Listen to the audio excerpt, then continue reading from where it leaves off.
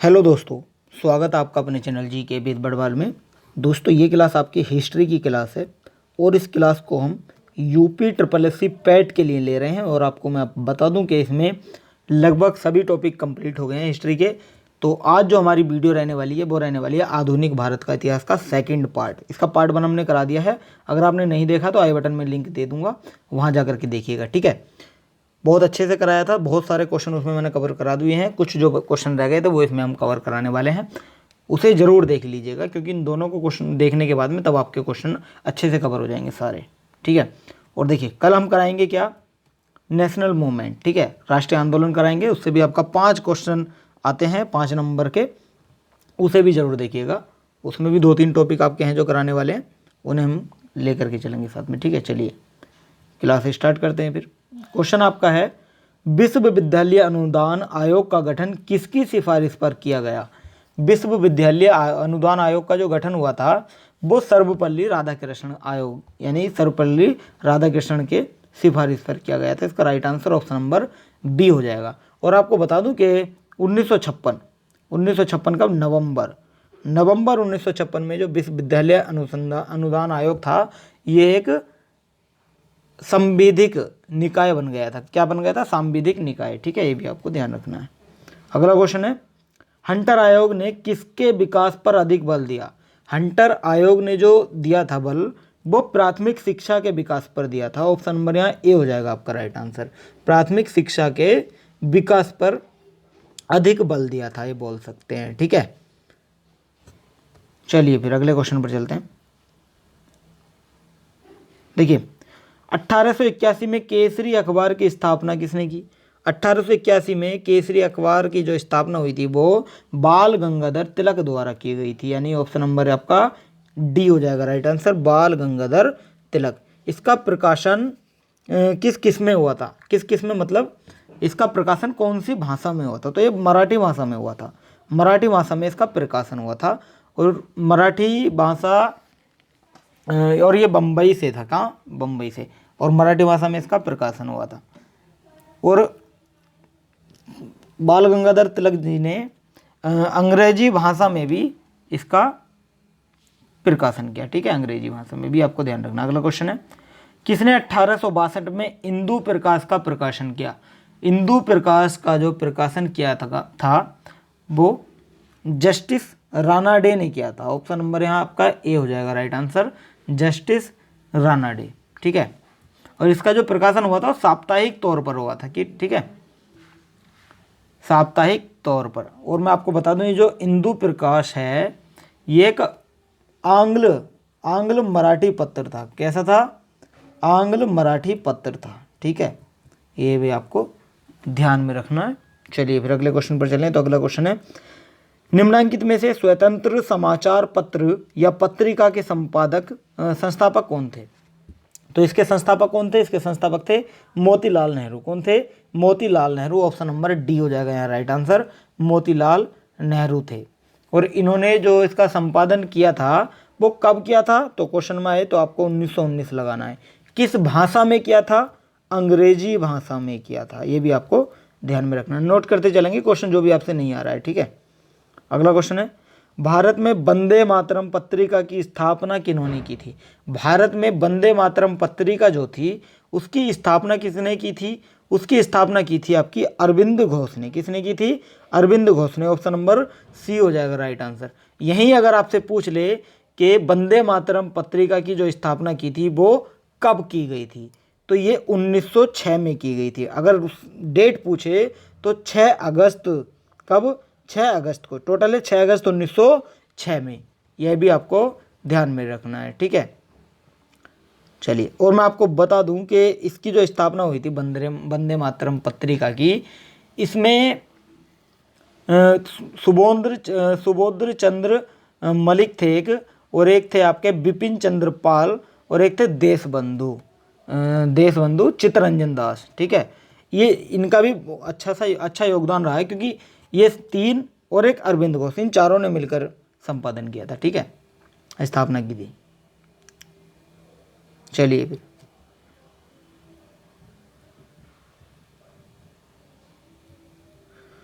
निम्न में से कौन से युग्म सही ढंग से मेल नहीं खाते हैं, आपको बताना है।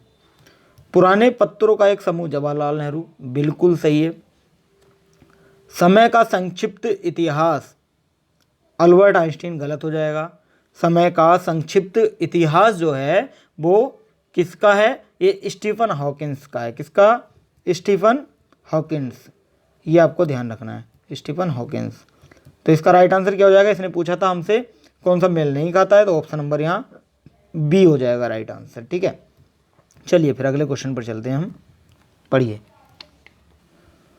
देखिए, वेदों की ओर चलो का नारा किसने दिया था? तो वेदों की ओर चलो का नारा दिया गया था दयानंद सरस्वती के द्वारा। ऑप्शन नंबर सी हो जाएगा राइट आंसर। वेदों की ओर चलो या वेदों की ओर लौटो, इसका नारा दयानंद सरस्वती ने दिया था। और बात की जाए दयानंद सरस्वती के जन्म की, तो इनका जन्म हुआ था 1824 में। कहाँ हुआ था?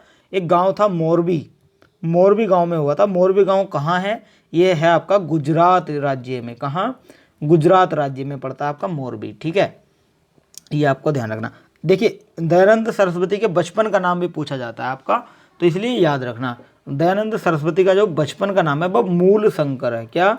मूल शंकर, ये आपको ध्यान रखना है। ठीक है, मूल शंकर इनका बचपन का नाम है। इन्होंने आर्य समाज की स्थापना की थी, ये भी क्वेश्चन आता है आपका। आर्य समाज की स्थापना कब की थी? तो आर्य समाज की जो स्थापना की थी दयानंद सरस्वती जी ने, आर्य समाज की स्थापना तो वो की थी 1875 में। ठीक है, 1875 में की थी। और इनकी एक पुस्तक भी थी। चलिए पहले मैं इनके बारे में बता देता हूँ। आर्य समाज की जो स्थापना 1875 में की थी, कहाँ की थी? मुंबई में की थी। पहले मुंबई को बम्बई या बॉम्बे कहते थे। ठीक है, और यहीं आपसे पूछ ले कि इनकी पुस्तक थी, उस पुस्तक का नाम क्या था? तो दयानंद सरस्वती ने जो पुस्तक लिखी थी उसका नाम था सत्यार्थ प्रकाश। क्या? यहाँ लिख देता हूँ, सत्यार्थ प्रकाश, ये सभी नोट करिएगा। ठीक है, सत्यार्थ प्रकाश इनकी पुस्तक थी। ठीक है, चलिए फिर अगला क्वेश्चन आपका है। दयानंद सरस्वती या स्वामी दयानंद सरस्वती ने किस शहर में पहली बार 1875 में आर्य समाज की स्थापना की? देखिए, अभी बताया था आपको, जो क्वेश्चन मैंने अभी समझाया था ऊपर, उसी को क्वेश्चन बना के यहाँ दे दिया है। इन पर मत जाइएगा, लाइनिंग आपको हर क्वेश्चन में आगे को मिलने वाली है। क्योंकि जब मैं इस क्वेश्चन को मतलब पढ़ रहा था, आपकी वीडियो बनाने से पहले कंटेंट तैयार कर रहा था, तो बस मैं पढ़ते पढ़ते ध्यान नहीं रहा, मैंने सब टिक कर दिए। ठीक है, जो आंसर थे वो राइट, वो मैंने टिक कर दिए। लेकिन बाद में ये अलग से मैंने दूसरे रॉन्ग क्वेश्चनों को भी टिक किया है, ताकि आपको कन्फ्यूजन रहे, आप देखते ही आंसर ना लगा दो कि हाँ यही। आपको सोचना पड़े, थोड़ा सा माइंड लगाना पड़े कि हाँ इसका आंसर क्या हो सकता है। ठीक है, अगर ऐसी होता, फॉर एग्जाम्पल के तौर पर मैं मान लूँ दयानंद सरस्वती ने किस शहर में पहली बार 1875 में आर्य समाज की स्थापना की थी, तो बॉम्बे पे टिक लगा दिया था मैंने गलती से, तो आप बॉम्बे लगा देते, एकदम बॉम्बे लगा देते, तो आपको क्लिक नहीं होता माइंड में कि हाँ आपका बॉम्बे हो सकता है, अहमदाबाद हो सकता है, पुणे या कलकत्ता, इनमें से कौन सा। आपको आंसर दिखता, बॉम्बे लगा देते, बात खत्म, वही बात खत्म हो जाती। अब आप सोचोगे, तब उसके बाद मैं आपको आंसर बताऊंगा, तब आपको ज़्यादा समय तक वो याद रहेगा। ठीक है, तो इसीलिए मैंने ये आपको देख लीजिएगा। ठीक है, चलिए, तो इसका राइट आंसर हो जाएगा बॉम्बे। अब मुंबई हो गया है, पहले बॉम्बे, या फिर बोल सकते हैं बॉम्बे था और एक नाम था बम्बई। ठीक है, चलिए अगला क्वेश्चन है, आर्य समाज की स्थापना किसने की थी? अभी बताया था, आर्य समाज की स्थापना दयानंद सरस्वती ने की थी। ऑप्शन नंबर यहाँ सी हो जाएगा राइट आंसर। चलिए फिर अगले क्वेश्चन पर चलें। स्वामी विवेकानंद द्वारा 1897 में क्या हुआ? स्वामी विवेकानंद द्वारा 1897 में शुद्धि आंदोलन शुरू किया गया, गलत हो जाएगा। तत्वबोधिनी सभा की स्थापना, ये भी गलत हो जाएगा। रामकृष्ण मिशन की स्थापना हुई थी क्या? बिल्कुल राइट आंसर हो जाएगा, रामकृष्ण मिशन की स्थापना हुई थी। ऑप्शन नंबर सी हो जाएगा यहाँ राइट आंसर आपका। चलिए अगला क्वेश्चन है, रामकृष्ण मिशन का मुख्यालय कहाँ स्थित है? तो रामकृष्ण मिशन का जो मुख्यालय स्थित है, ये देखिए इसमें ऑप्शन नहीं दिए गए हैं। चलिए ऑप्शन में लगा देते हैं, मैं आपको चलिए आंसर ही बता देता हूँ। इसका आंसर हो जाएगा आपका बेलूर मठ। क्या हो जाएगा? बेलूर मठ, ये आपको ध्यान रखना है। ठीक है, इसका राइट आंसर बेलूर मठ हो जाएगा। चलिए अगला क्वेश्चन है, अच्छा देखिए ऑप्शन दिए गए हैं। ठीक है, ये बेलूर मठ आपको लगा देना, ऑप्शन नंबर सी हो जाएगा राइट आंसर। अगला क्वेश्चन है, देखिए चलिए फिर अगले क्वेश्चन पर चलते हैं। अगला क्वेश्चन है, 1795 और 1804 के बंगाल विनियमन अधिनियमों ने क्या घोषित किया? तो इन्होंने घोषित किया था क्या? इन्होंने घोषित किया था? कन्या हत्या को अवैध घोषित किया था। ऑप्शन नंबर यहाँ बी हो जाएगा। कन्या हत्या को इन्होंने अवैध घोषित किया था। ठीक है, कन्या हत्या को अवैध घोषित किया था। चलिए फिर अगले क्वेश्चन पर चलते हैं। देखिए 1891 में बी.एम. मालावरी के प्रयासों को तब फल मिला जब सहमति की उम्र अधिनियम को पारित किया गया, जिसके अनुसार कितने वर्ष के कम की बालिका के विवाह पर प्रतिबंध था। ये था 12 वर्ष से कम वाली बालिका जो थी, कम उम्र की बालिका, उस पर प्रतिबंध था। ठीक है, चलिए फिर अगला क्वेश्चन है। 1892 में राम मोहन राय ने एक नई धार्मिक संस्था की स्थापना की, जिसे कौन सी सभा कहा जाता था, जिसे बाद में ब्रह्म समाज के नाम से भी हम जानने लगे थे। तो वो कौन सा था, ये आपको बताना। देखिए बहुत ही आपकी कौन सी आत्मीय सभा थी। कौन सी? आत्मीय सभा। ठीक है, आत्मीय सभा जो थी नामक एक संस्था थी जिसकी स्थापना की थी, वो ये 1815 में इसकी स्थापना हुई थी। और बात की जाए यहाँ, एक सेकंड दीजिएगा, मैं थोड़ा देख लेता हूँ इसके बारे में थोड़ा।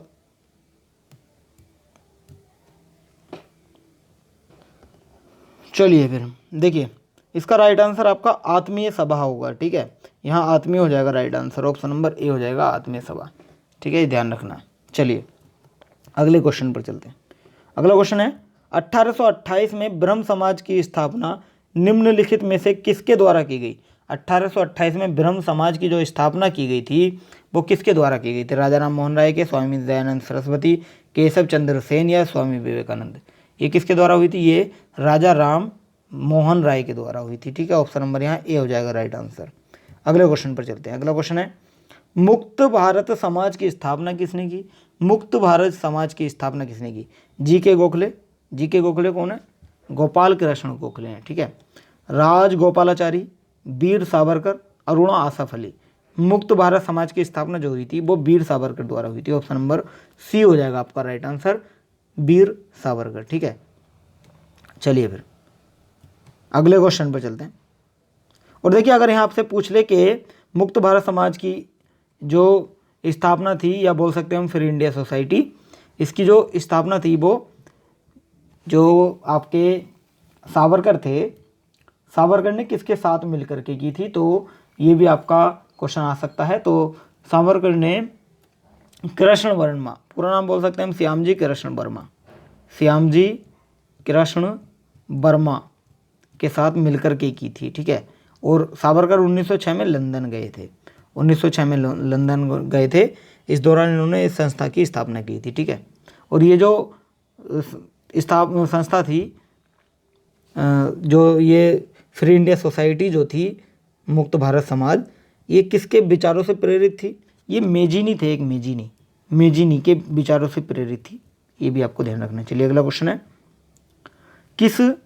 ब्रिटिश शासन ने आगमन से पहले भारत की स्वतंत्र अर्थव्यवस्था थी, उस समय निम्नलिखित में से कौन सा प्रमुख व्यवसाय नहीं था? वो था आपका पर्यटन। कौन सा नहीं था? पर्यटन नहीं था। कृषि भी था, हस्तशिल्प भी था, पर्यटन नहीं था। इसमें देख लीजिएगा। ठीक है, आंसर कर दीजिएगा। चलिए ऑप्शन सी, पर्यटन आंसर, ऑप्शन नंबर हो जाएगा सी। चलिए, अच्छा ऑप्शन दिए गए हैं, ओहो। चलिए इसमें right answer option number D है, पर्यटन को सी नहीं डी करिएगा, ऑप्शन नंबर डी। अगला क्वेश्चन है कुछ भारतीय अर्थशास्त्री ब्रिटिश शासन के दौरान भारत की राष्ट्रीय आय का मूल्यांकन करने का प्रयास करते थे। निम्नलिखित में से कौन अर्थशास्त्री नहीं है? अर्थशास्त्री कौन नहीं है? दादाभाई नौरोजी, B.K.R.B. राव, R.C. देसाई या प्रशांत चंद्र महानलोबिस। इसका राइट आंसर हो जाएगा प्रशांत चंद्र महानलोबिस हो जाएगा इसका राइट आंसर। ये आपको ध्यान रखना है। प्रशांत चंद्र महानलोबिस जो थे ये भारत के प्रसिद्ध वैज्ञानिक थे और सांख्यिकी विद थे। ठीक है, वैज्ञानिक और सांख्यिकी विद थे, ये आपको ध्यान रखना है। चलिए अगले क्वेश्चन पर चलते हैं। अगला है भारतीय राष्ट्रवाद के पहले या प्रारंभिक चरण को किस चरण की स्थापना कहा जाता है? तो यह है 1885 से 1905। तो ये आपका माना जाता है। देखिए 1885 से 1905 ये प्रारंभिक चरण माना जाता है। क्या? प्रारंभिक चरण। और इसे उदारवादी चरण भी बोलते हैं, मध्यम चरण भी बोलते हैं, इन तीनों में से कुछ भी बोल सकते हैं, ठीक है। और एक देखिए जैसे ये है, चलिए मैं दोबारा लिख देता हूँ। ये 1885 से 1905 में क्या होता है, ये प्रारंभिक चरण मानते हैं इसे, ठीक है। कहीं कहीं आपको मिलेगा ये मध्यम चरण, क्या मिलेगा? मध्यम चरण। और कहीं कहीं आपको ये मिलेगा उदारवादी चरण। क्या? उदारवादी चरण, ठीक है। तो इसमें क्या माना गया? प्रारंभिक चरण को प्रारंभिक चरण, मध्यम चरण या उदारवादी, ठीक है। अंतिम चरण तो होगा नहीं।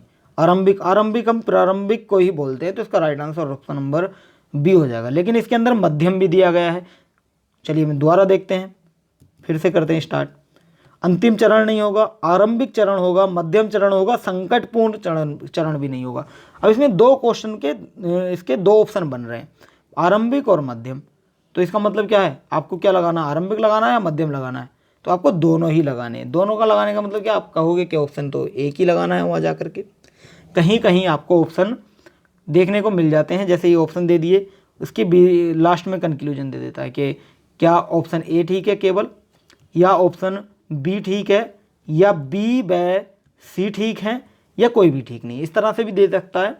और अगर इस तरह से नहीं आया तो या तो आरंभिक या माध्यम या उदारवादी, इनमें से कोई एक ही आएगा, दोनों नहीं आएंगे, ठीक है। ये भी आपको ध्यान रखना है। चलिए, और देखिए ये अलग से नोट कर लीजिएगा, एक उग्रवादी चरण होता है। कौन सा होता है? उग्रवादी चरण। उग्रवादी चरण की जो वो है 1905 से लेकर के 1920 है। और एक आता है आपका गांधीवादी चरण। क्या? गांधीवादी चरण। ये आपका 1920 से 1947 तक चलता है, ठीक है। या आई होप आप समझ पा रहे होंगे। चलिए अगला क्वेश्चन है।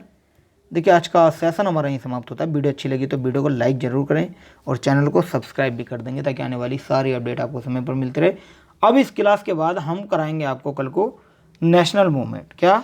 नेशनल मूवमेंट कराने वाले हैं। नेशनल मूवमेंट से आपके क्वेश्चन आते हैं कितने? 5 क्वेश्चन आते हैं, यानी कि भारतीय राष्ट्रीय आंदोलन बोल सकते हैं हम। भारतीय राष्ट्रीय आंदोलन, ठीक है। भारतीय राष्ट्रीय आंदोलन ये हम कराने वाले हैं। इसमें कुछ टॉपिक हैं, वो सारे टॉपिक हम कराएंगे। एक एक क्लास में एक टॉपिक कंप्लीट कराएंगे आपका। तो चलिए आज के लिए इतना ही रखते हैं फिर। Thank you so much.